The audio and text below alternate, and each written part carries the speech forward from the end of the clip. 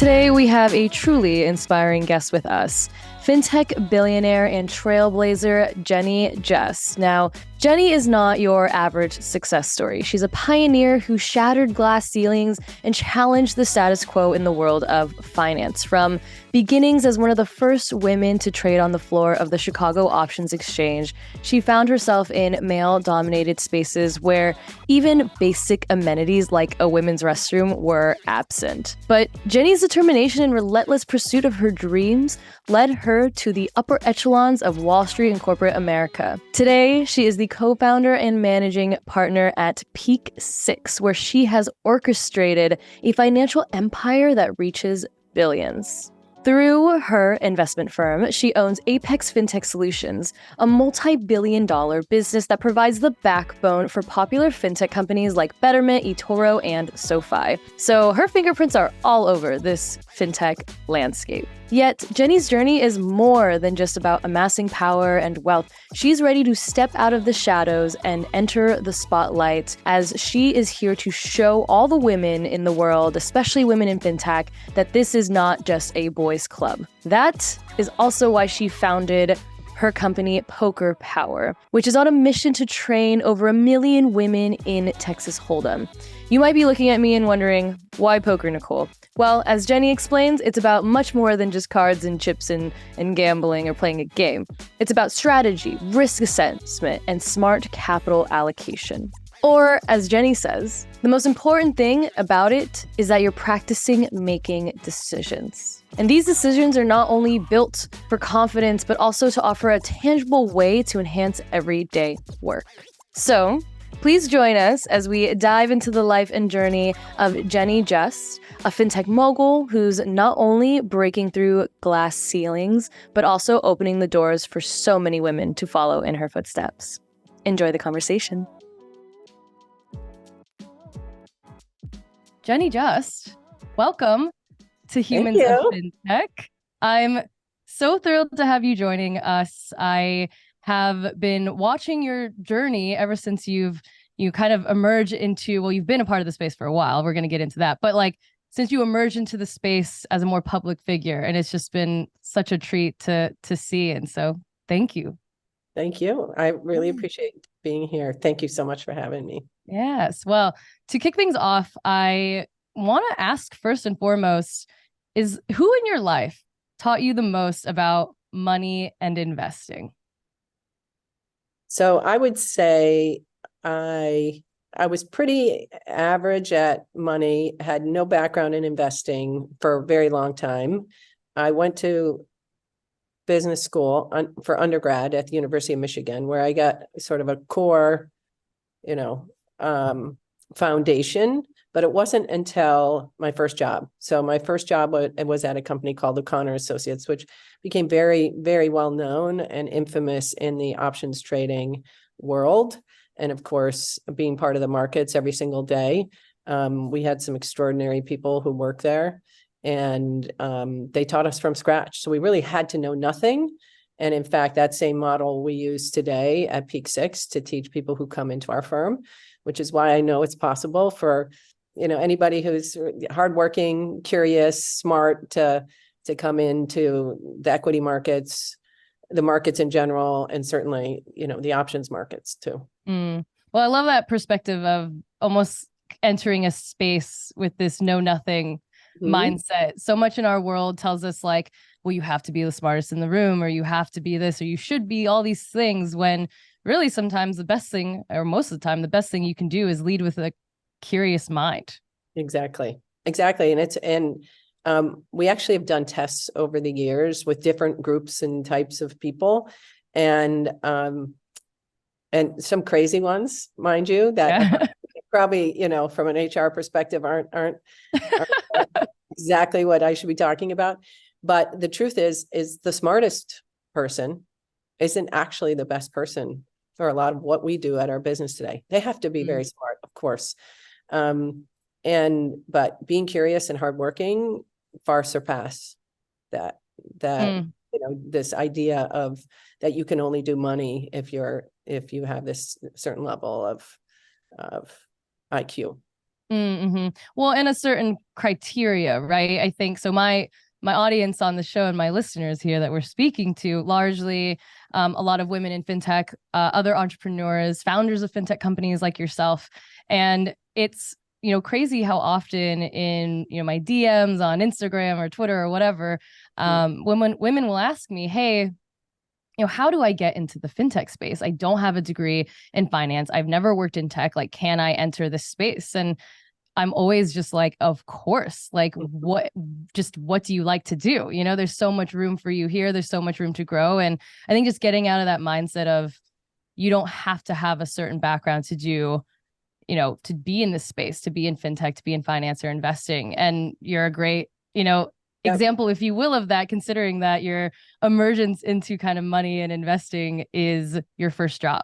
That's right. And in fact, what we found today, right? So yes, we'll hire engineers. Yes, we'll hire finance majors or econ majors, but we're just as happy to have a history major or an English major or a communications major. All of those that brings diversity and breadth to idea generation when it comes to how you're going to approach the market. Because the market is, it's moving every single day. It's changing every single month to month and quarter to quarter and year to year. And all of those different perspectives are super helpful. So if we know that we're really good at teaching people what we do, bringing somebody in who can add a new dimension to us is definitely what's kept us in business for as long as we've been. I love that. Well, speaking of your business and kind of your time in the industry, I think when I look into your background, I think one of my favorite things is there's a piece on your website, jennyjess.com, that says that 1997 is the year that you stopped believing in Santa and started to believe in yourself. Can you maybe elaborate on that a bit for us? Yeah, that's a little silly. It's also a little silly that I have a website, but apparently that's what I need to do. It's not my sweet spot to be in the public eye. Obviously, I haven't, like you said earlier, have not been out there. And maybe when, you think about it, that's my big risk.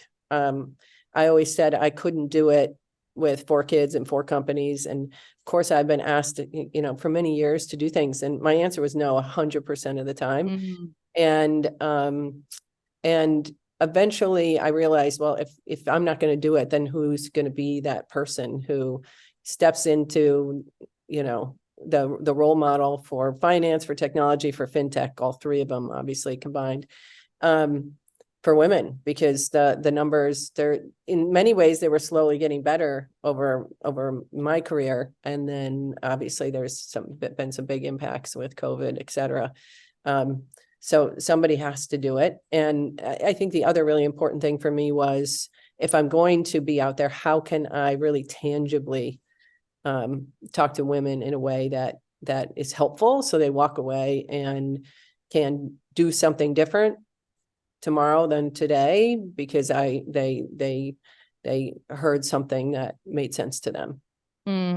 Well, and it's wild how when you do put yourself out there and you have that level of authenticity and honesty and vulnerability, right? It's a lot of what the point of being on this show and being a part of my podcast is saying, hey, I'm here, I'm showing up, I'm doing it with my own playbook and my own way. It doesn't have to be one old boys club way. I can create my own metrics for success. And it's, look what I've done. I really do believe in I have, about 3 pillars, with my media company. And it's, the first is that spreading of awareness, that seems to be, it can seem fickle, or it can seem like something that isn't such a way to really change the way people see themselves and want to experience the world and enter different industries, but it truly is. And then when you share your experiences and spread that awareness of who you are, you really share those different blueprints for success. Yeah. And I mean, I'm sure you've been feeling that in just the short time. Yes. And in particular, I feel it with, young people like yourself, but where I can let them know, I was 27 when I did it, right? When 28, when I started Peak Six, and I didn't have some big mission or some big dream, or I didn't know exactly what I was going to do or how I was going to do it.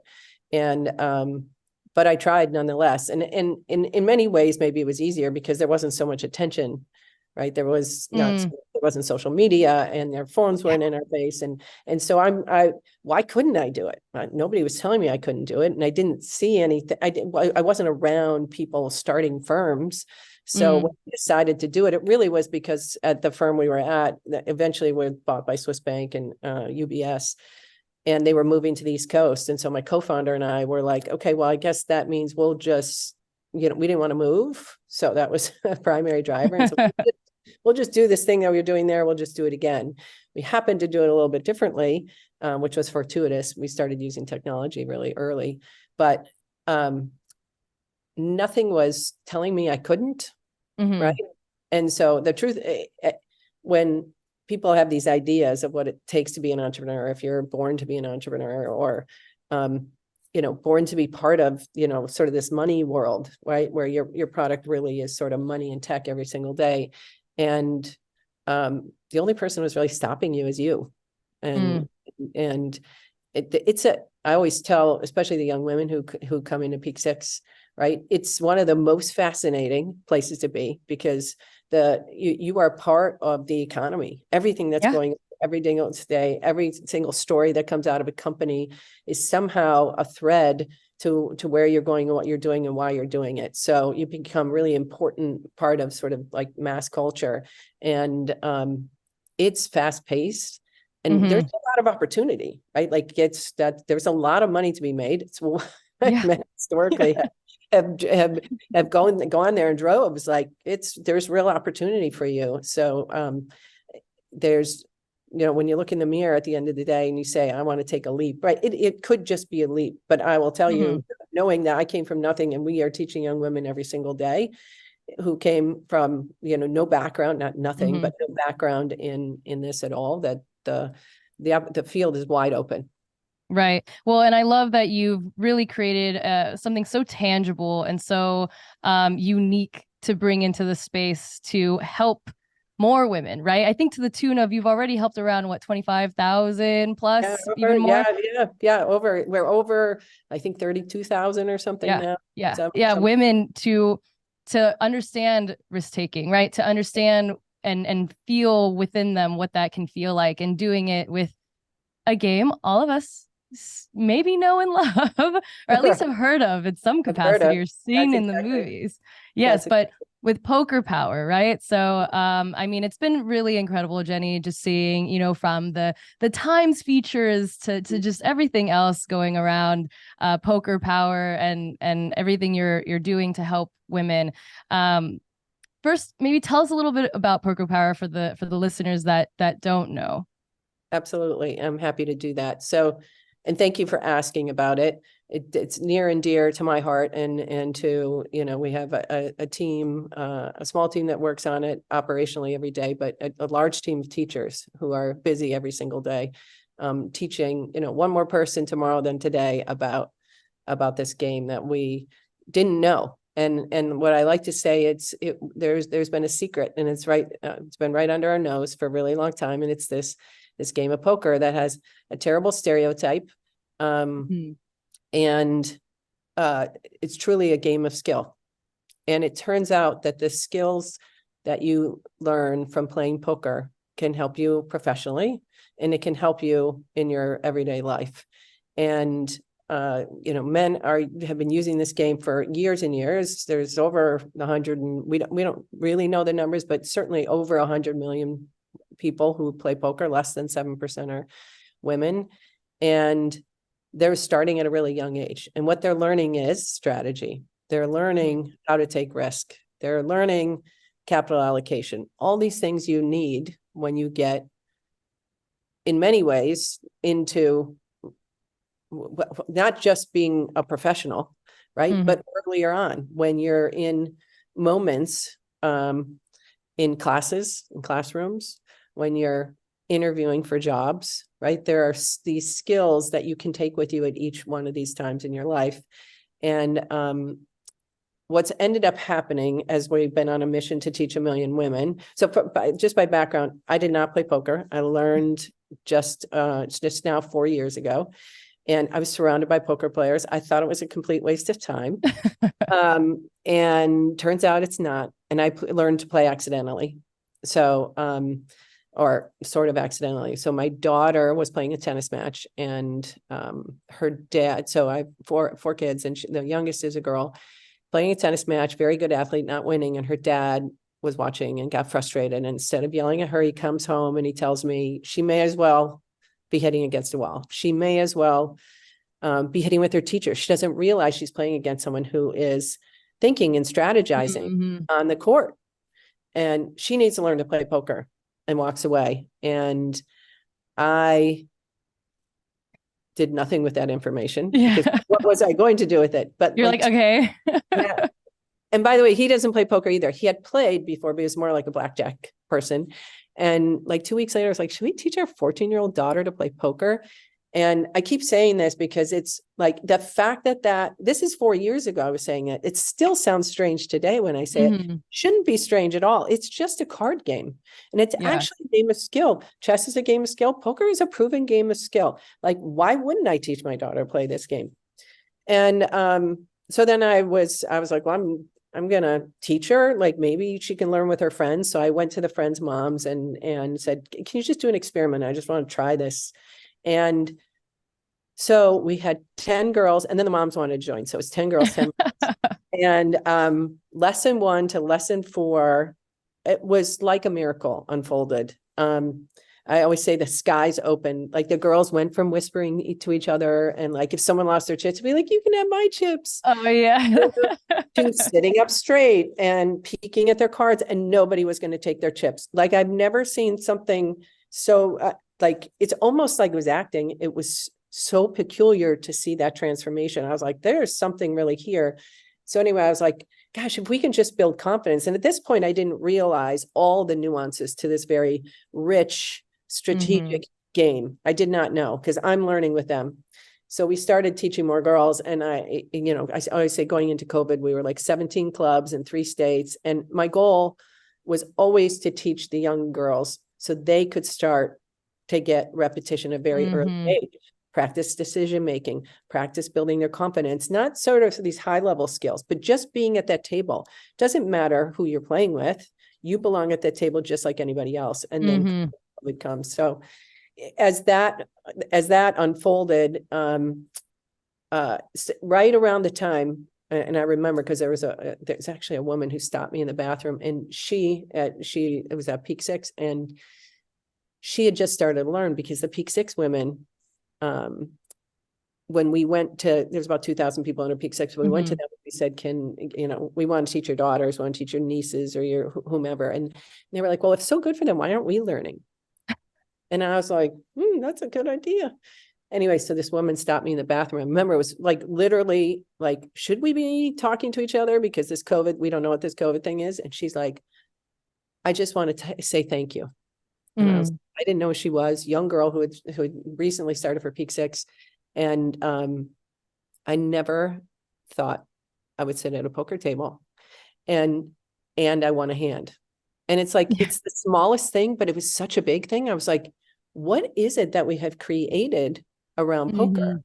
And, sort of these last bastions of these very, gender male dominated things, like what has happened that it was so great. I literally had like the hair rose up on the back of my neck. I was like, wow, it really affected her that much. Anyway, I know.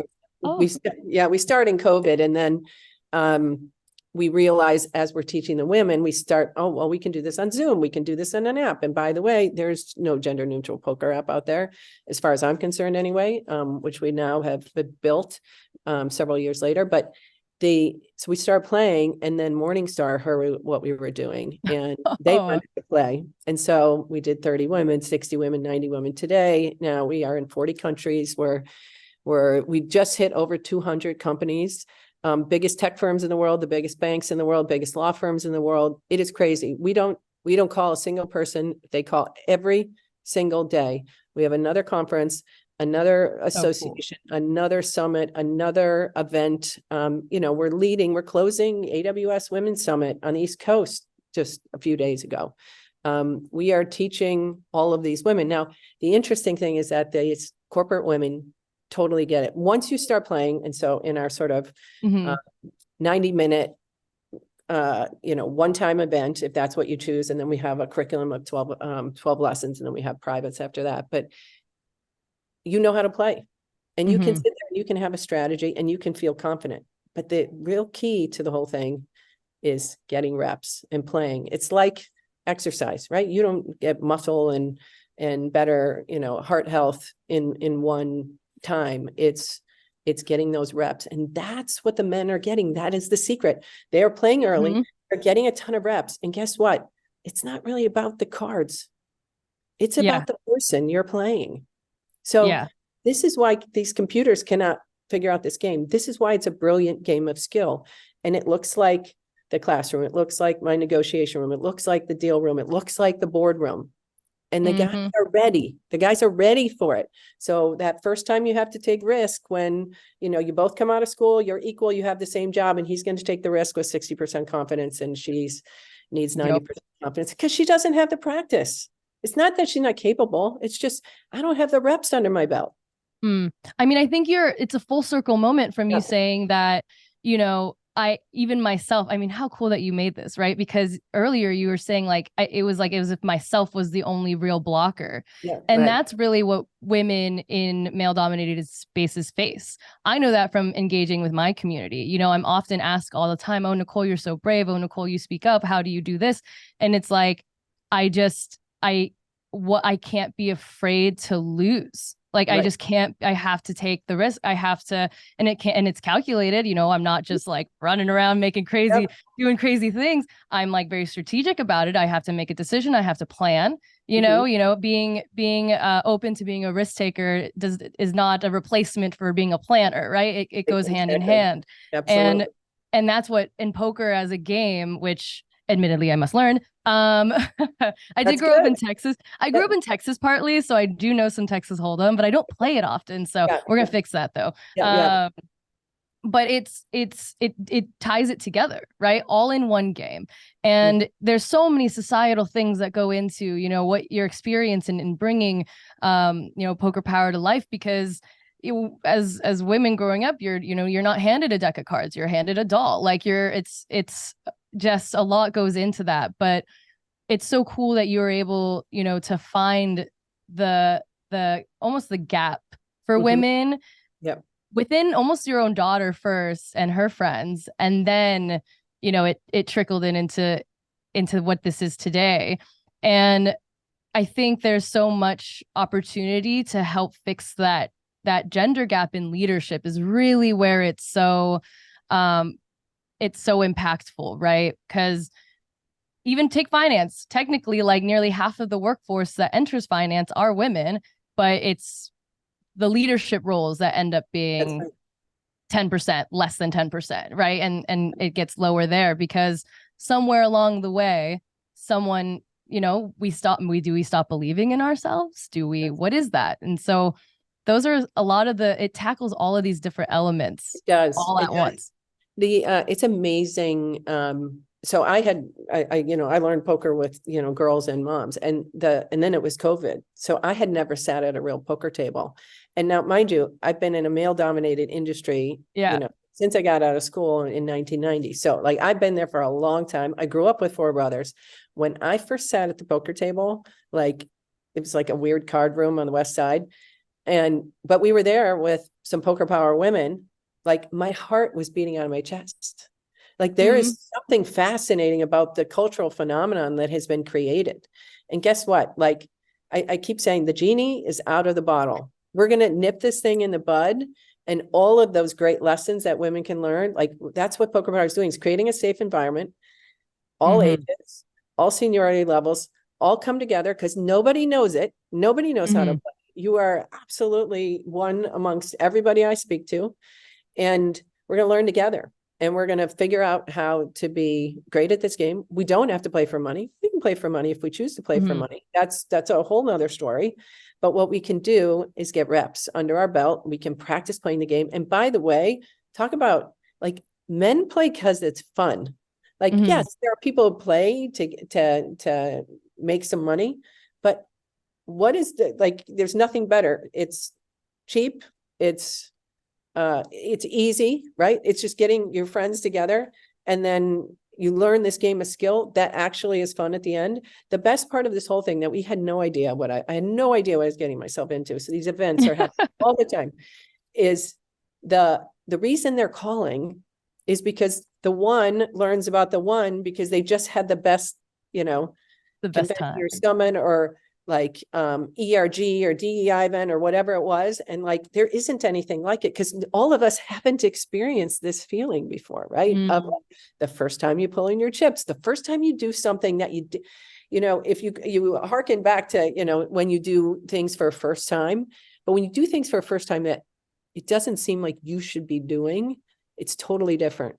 And we have a lot of women who are scared to do it. Let's be clear. We have a really big hill to climb. Right. You say poker, like I'm super grateful that you are listening and having me here today. But like most people turn away because it's not for them. Even of my closest friends, like there's a third of them who jumped in right away. A third who were like, okay, maybe. And a third I had to, have 3 drinks in before we said to play.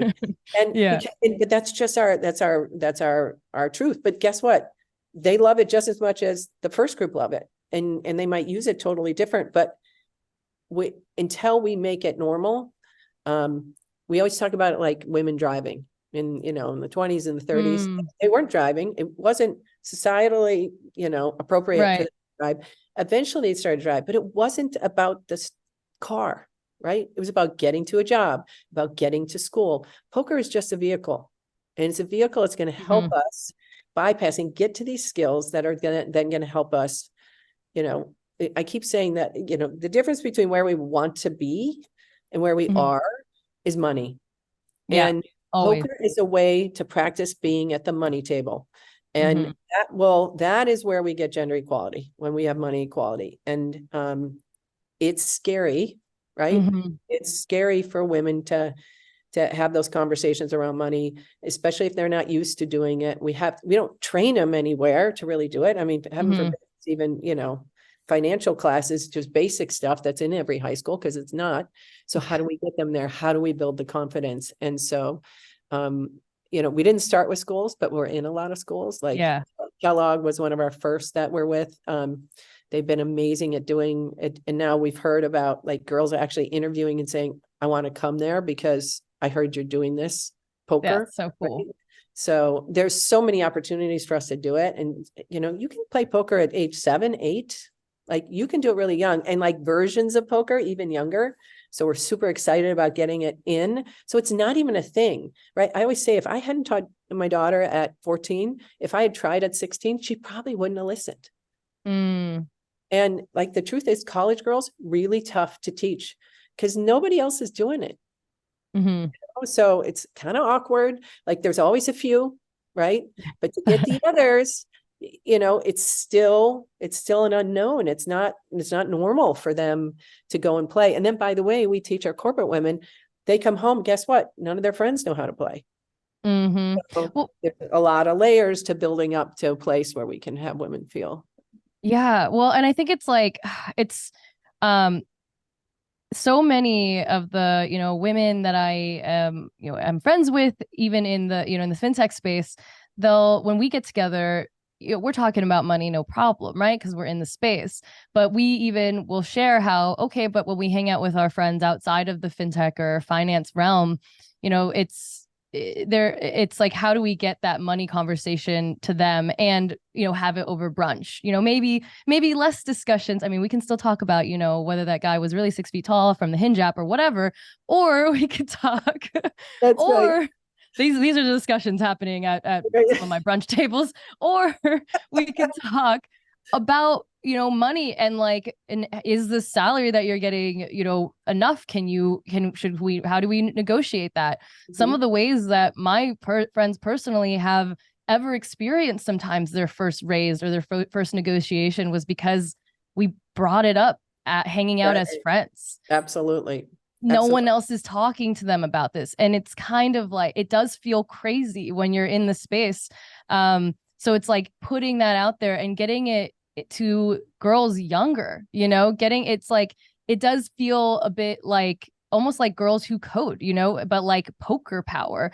Yes. How do we get more of these programs into schools, and how do we get women to be confident like, at a younger age? Because there is I think a level of confidence, as for women as they're growing up, but then I think you're right that in the college, entering the workforce realm is where, if I'm just pulling from my own personal experience, Yes. that's where my confidence just skyrocketed down, from just like maybe nerves of entering a new place, nerves of entering, I'm entering the finance reporter realm, where it's like the industry I'm reporting on is male dominated, and the industry I'm in media is male dominated. So, but all of these like psychological things happen to us as we're growing up, and unless you kind of come together as a community and do something, learn something, expand your mind together, Yep. then, and that for me is the third pillar of what I do. You spread awareness, you share the blueprint, you create your own blueprint for success, and then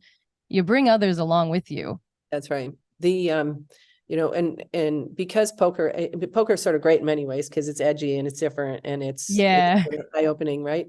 But at the same way, it's tricky. And for people to understand, like, wait, I should be teaching poker, I think in the last couple of months, there was press and, a couple of big papers about women should be taught golf, and companies should pay them to learn to play golf, which I actually kind of love the idea. That being said, it's a hell of a lot easier to teach poker. So you come into Peak Six today, every single female and male, if they want, but really, obviously, our goal is for females, because usually males know how to play.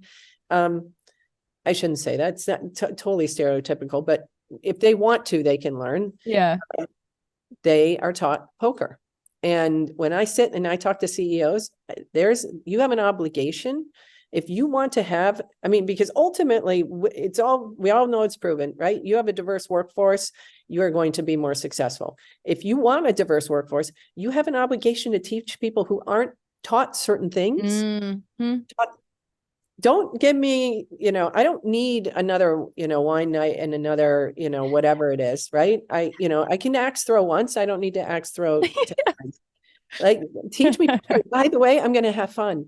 There's something really fascinating too we found. So we've been doing a lot of tests, because obviously more and more people know poker, but with our senior teams playing poker together, men and women, obviously, or however they identify. And it's been fascinating for both sides, and for, our CEOs and their senior leaders to play, and what they learn about each other playing this game. And it completely opens their eyes from what they've done before. And so we've been thinking about this idea around women, right? When they come into male dominated spaces and they end up having male mentors, I don't really want to go to lunch with you. I don't really want to go to dinner with you. And I really don't want to have coffee, but what if we talk about poker? What if we talk about the hand? Why did you play it that way? What if we played against each other? What can you see about me how am I coming across? Right? Because every player, when they sit down, it's different seats. Those seats all rotate, not literally, but the dealer button rotates all the way around, and each position is called something. And how do I play given which seat I'm in for that hand? And am I aggressive? Am I passive? How are you reading me? And now I can have conversations about that. How does a hand look like that meeting? Or when we were in that deal the other day, what hand do you think they had? What hand do you think I had? And all of a sudden, I have a framework that we're talking a common language, and we do it all the time now. So even the gentlemen who are my partners who never played poker, we will use that framework to talk about how to approach a negotiation, how to work on that project differently with that person, right? Each one of those things, how do you get from A to B to C in the most effective way? And because you're dealing with people along the way, and it's complicated, it's difficult. And certainly when you're on opposite sides of the table and you're negotiating, it's an amazing framework, because ultimately you're playing to win. That's what we're teaching women. They're not taught that in their play growing up, but we're going to teach you to win. And now you decide how you want to do that, and depending on who's at the table with you. So we find it super interesting that, and so we've been thinking about what kind of product might come out post, Yeah. imagine, we always said 1 million women. It's not really 1 million women, right? Well, I want half the poker players in the world to be women, which means we have a very long way to go, which is why we built the Poker Power Play app, which is newly launching. It really is launched to our community and not out to the general public, though. They can now go download it. So, but gender neutral poker app where you can get on and you can practice with bots. You can play, you can create games yourself, you can educate yourself on it, and then of course you can play with our community games with our teachers. So Oh, hold on. So now there's an app. The app hasn't launched yet. Do we know? no, it is. Can we It's share? out. It's out. It is. No, Okay. you can download it today. And it's Okay. just been out for, I don't know how many weeks now, 14 weeks or something like that. But working all the bugs out. And we always knew that we had to do this. So while we were waiting for the tech to be built, because it took time, is 18 months to 2 years roughly that we've been working on it. There's only like 7 or 8 supposedly poker engines on the planet. So we had to build one. We failed the first round, and then the second round, we've got it. So we're super excited about it.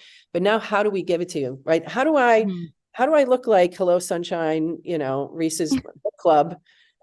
How is poker the new book club? And how do I put you in a way that really feels something different than what that it appears to me? And so getting the engine itself was step one. So that's where we are, as sort of step one with the basics. So you can learn, so you can practice, so you can play. But as we roll out and really wrap it in a sort of soft landing, so women want to keep going back and getting those reps, the Peloton of poker type of idea. How do I give you your stats? How do I make sure you're taking your 10,000 steps a day? For you now, how many hands are you playing? How many hands are you folding? So you start to learn about your own style, about your own play, and then you can practice. So then when you get in a negotiation, you're like, this is what I should be doing here. I've seen that pattern before. I've seen when I play against someone like this before. And now, you can get on every day, you can get on every night, you can play in our community games, which are like 3 times a day. It's just fun to be with the women in the app, which is also weird, like, because I was not an online gamer and now playing in the app All of a sudden. our community is, and it's weird that like you can see how people play. Like I never thought it's like, it's just cards. It is what it is. Oh no, you can see, you learn how people play and through the app, which is incredible. Nothing can, displace the in-person event, of course, which is just fun. Like, just like pure joy. Just pure joy. Like we do poker brunch, we do poker lunches, we do obviously we do happy hours, right? Because our goal is to teach, right? It's, people think of it as a late night thing. It's not really. We do it during the day when we have poker events at Peak 6 where, 4 o'clock getting on, company wide to play. So we all get to play together. But anyway, so we are coming around phase 2. So the technology can get in more people's hands faster, but we still have to get to them. So that's our next step, marketing. I mean, well, I think honestly, community feels like the key word here. Like, I love the idea of this app just being like integrated into a part of the resources that other very female-led communities or just women-centric communities have. Like I have, my women in fintech community here with, Fintech is Femme, my larger media brand. And I'm like, you're sharing about the app. And I'm like, how do I get us to do I'm going to make everyone download the app. That's right. And like, let's have a party, like a poker playing party online together, because we're all remote and we're in different places. Maybe the folks in the LA community do one, together in person, and then we do one, if obviously, like, I would love to bring Poker Power to the Fintech is Femme community physically, but before that happens, even just having the online version to get your feet wet, I think is like so key and such a fun thing to do together. Because I'm with you, Jenny. Like I love a cocktail party, don't get me wrong, but like I want something more tangible. I stopped hosting, happy hours all the time with my community because I'm working on something that is way more centered around growth mindset. That's way more centered around a mission of, I want you to be the innovative force and leader that I know you already are. And I just want to provide the resources to help you get there. And this is like a huge, this is a huge piece of that resource. And it like encompasses all of it, from the decision making to understanding strategy to risk taking to even money mindsets, right? And how that trickles into everyday life. And I think that is particularly so important for the women in the fintech space, because fintech, we kind of talked about it at the top, but I love this industry and I stay covering this space because of its ability, especially when women lead, to make change happen, to progress the world forward, to to help to make the economy more equitable for more people and more accessible, and a lot of the companies that Apex powers, from SoFi to eToro, are companies that have done that. That's exactly. Yeah. And so it's just like, it's such a cool circle that an ecosystem that you've created. And I'm just excited to spread the word. I'm excited to get involved. I'm about to, when we finish this, I'm going to download the app. Download the app immediately. Yeah. Everyone listening, because I need this in my life. And I think that it's, I guess something I would ask you is just for my audience in particular, what, for the women in fintech audience in particular, what do you think is just there's so many things that are important, but if there's one key thing, you want to share with them about learning poker, about, building up these type of skill sets, what would you maybe say? Yeah, this one, and I thought about this one for a long time, and because we worked really hard to try and get women in our trading business in particular. Obviously, we have a bunch of businesses. Our trading is the core one that has really powered us and allowed us to do everything that we've done all these years. How do we get women making decisions around money? I say capital allocators. How do we get women pressing the button? So that was really our goal. And in that process, what came out of that personally for me, because we had 2 fails, and then finally on our third one, we've had a program now, our women's trading experience, and now our women's technology experience happens in